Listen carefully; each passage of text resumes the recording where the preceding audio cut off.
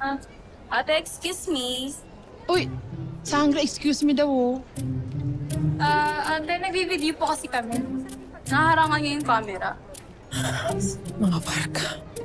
Ang weird ni ate, no? Kaya nga, ulit na naman tayo sa umpisa. Hayaan mo sa ba? Ay! Sorry! Pasensya na po, sorry po ah. Ano ba yung Sandra? Dahan-dahan naman. Sakit ah. Sheda! Dina po, hindi po Shena. Dina po. Batid kong ikaw ay taga rito sa paaralang ito. At mukhang maalam ka sa mga naririto. Tiyak kong matutukoy mo sa akin ang kinaroroonan ng aking hinahanap. Sabihin mo sa akin, nasan si Tera? Si Tera po? Ba't niyo po hinahanap yung kaibigan ko? Nais ko siyang makausap. Mahalagang bagay ang kailangan niyang malaman. Batid mo ba kang kinaroroonan niya ngayon? Grabe. Nakanosbit, ang lalim ng Tagalog. Maaari mo bang bigkasin mulit ang iyong winika? Sapagkat hindi ko ito narinig na mahusay.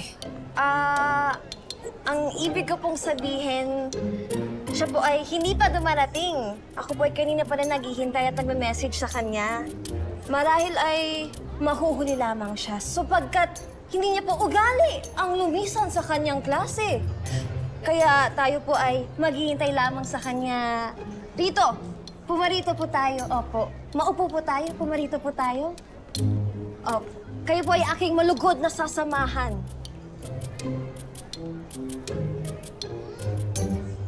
Kung sa iyong palagay ay siya'y darating, mas mabuti nga maghintay na lamang tayo dito. Opo. Maupo po tayo.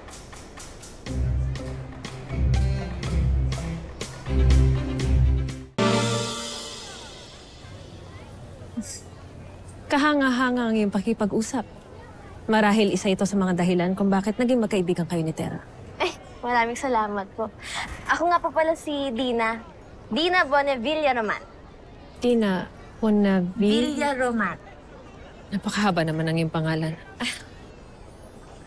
Ako naman si Hara Perena, ang Ashti ni Tera.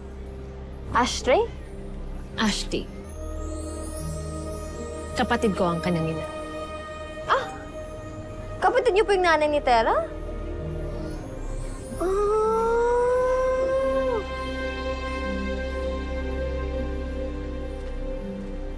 Kung gusto ko makita ng tita ko, gusto ko rin siya makausap. Si Akiro, alam mo yung ang dami-dami ko ring tanong. Ang dami kong kakaibang kakayahan eh. Sigurado kang may kapre.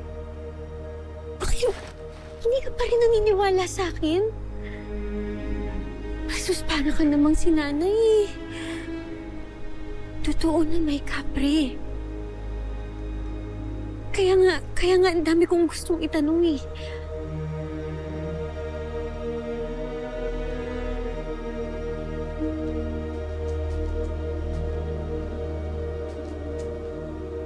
Kapre? Kapre!